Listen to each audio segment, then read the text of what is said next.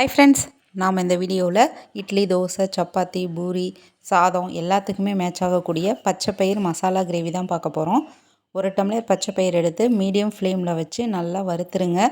வறுத்ததுக்கப்புறம் 3 time நல்லா wash பண்ணிவிட்டு இப்போது 1/2 லிட்டர் நல்ல தண்ணி ஊற்றி நான் வச்சுருக்கேன். ஒரு குக்கரில் போட்டுக்கோங்க.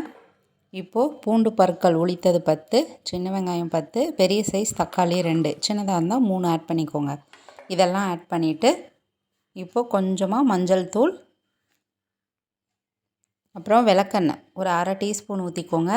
ஏன்னா பச்சைப்பயிறு வேகும் பொழுது பொங்கி வெளியெலாம் வரும். விளக்கெண்ணெய் ஊற்றினோம்னா வெளியில் வரவே வராது. ட்ரை பண்ணி பாருங்கள். நல்லா 1/2 ஸ்பூன் விளக்கெண்ணெய் ஊற்றிட்டு பச்சைப்பயிருக்கு தண்ணி கொஞ்சம் அதிகமாகவே வைங்க. வேகும் பொழுது தண்ணி நிறையாவே அப்சர்வ் பண்ணும். அது குக்கரை மூடிட்டு ஸ்டவ் ஆன் பண்ணி வச்சுருங்க. ஒரு மீடியம் ஃப்ளேமில் 6 விசில் விட்டு எடுத்துருங்க. நல்லா பச்சைப்பயிறு வெந்து வந்துடும். இதில் முக்கியமான டிப் என்னென்னா, பச்சைப்பயிறு வேகும் பொழுது தயவு செஞ்சு எக்காரணத்தை கொண்டு உப்பு ஆட் பண்ணிடாதீங்க. பச்சைப்பயிறு வேகவே வேகாது. 20 விசில் விட்டால் கூட வேக லேட் ஆகும்.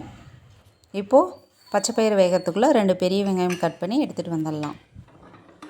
இப்போ பாருங்கள், 6 விசில் மீடியம் ஃப்ளேமில் வச்சேன். சூப்பராக வெந்து வந்துடுச்சு. இப்போது நம்ம கிரேவி தாளித்து விட்டுடலாம். ஒரு ஸ்டவ் ஆன் பண்ணி கடாய் வச்சுக்கோங்க. கடாய் ஹீட் ஆனதும் ஆயில் விட்டுக்கோங்க. பட்டர் இருந்தாலும் ஆட் பண்ணிக்கலாம். டேஸ்ட்டு ரொம்ப நல்லாயிருக்கும். ஆயில் ஹீட் ஆனோடனே சீரகம் கொஞ்சமாக போட்டு தாளிச்சிக்கலாம். சீரகம் பொரிஞ்ச உடனே கட் பண்ணி வச்சுருக்கிற பெரிய வெங்காயம் 2 சைஸ் பெரிய சைஸ் வெங்காயம் பொடி பொடியாக நறுக்கிக்கோங்க. இந்த கிரேவிக்கு பெரிய வெங்காயம் தான் டேஸ்ட்டு நல்லாயிருக்கும். நல்லா வதக்கி விடுங்க. வெங்காயம் எந்த அளவுக்கு வணங்குதோ அந்த அளவுக்கு கிரேவி ரொம்ப நல்லாயிருக்கும். ஓரளவுக்கு வதங்கின பிறகு 1 டீஸ்பூன் அளவுக்கு இஞ்சி பூண்டு விழுது ஆட் பண்ணிக்கலாம்.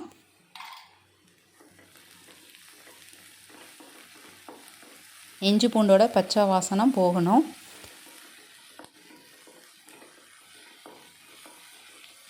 இப்போது கிரேவிக்கு தேவையான மசாலா பொருட்கள் வேகும் பொழுதும் மஞ்சத்தூள் போட்டோம். இப்போவும் கொஞ்சமாக ஆட் பண்ணிக்கோங்க. மிளகாத்தூள் 1 டீஸ்பூன் உங்கள் காரத்துக்கு தகுந்த மாதிரி ஆட் பண்ணிக்கோங்க. மல்லித்தூள் 1 டேபிள் ஸ்பூன். கறி மசாலா ஒரு 1/2 டீஸ்பூன் டு 3/4 டீஸ்பூன் ஆட் பண்ணிக்கலாம். இந்த கிரேவிக்கு டேஸ்ட்டு கொடுக்குறதே மல்லித்தூளும் கரம் மசாலாவும். கரம் மசாலா இல்லைன்னா கறி மசாலா 2ல் எது வேணாலும் ஆட் பண்ணிக்கலாம். இப்போ பாருங்கள், வெந்த பச்சை பயிரை நல்லா நைஸாக கடையக்கூடாது. ஒன்றும் போதியமாக தான் இருக்கணும். அந்த பச்சை பயிரை எடுத்துகிட்டு நம்ம வதக்கி வச்சுருக்கிற வெங்காயத்தில் ஆட் பண்ணிக்கலாம்.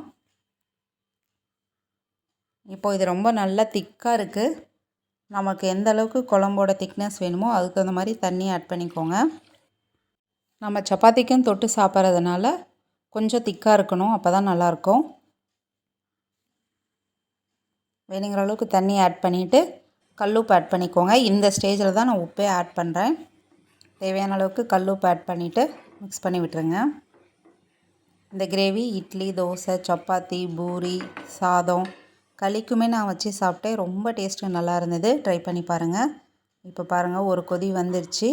ரொம்ப நேரம் கொதிக்கணும்னு அவசியம் இல்லை. ஒரு 2 நிமிஷம் கொதிச்சா போதும். கொதிச்சதுக்கப்புறம் நான் கஸ்தூரி மேத்தி ஆட் பண்ணுறேன். உங்கள்கிட்ட மல்லி இலை இருந்தாலும் ஆட் பண்ணிக்கலாம்.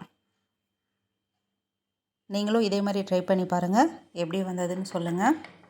இந்த சூப்பரான பச்சைப்பயிறு கிரேவியை ட்ரை பண்ண மறந்துடாதீங்க. டேஸ்ட் அந்தளவுக்கு சூப்பராக இருக்கும். இந்த வீடியோ பிடிச்சிருந்தால் லைக் பண்ணுங்கள், ஷேர் பண்ணுங்கள், சப்ஸ்கிரைப் பண்ணுங்கள் ஃப்ரெண்ட்ஸ். தேங்க்யூ.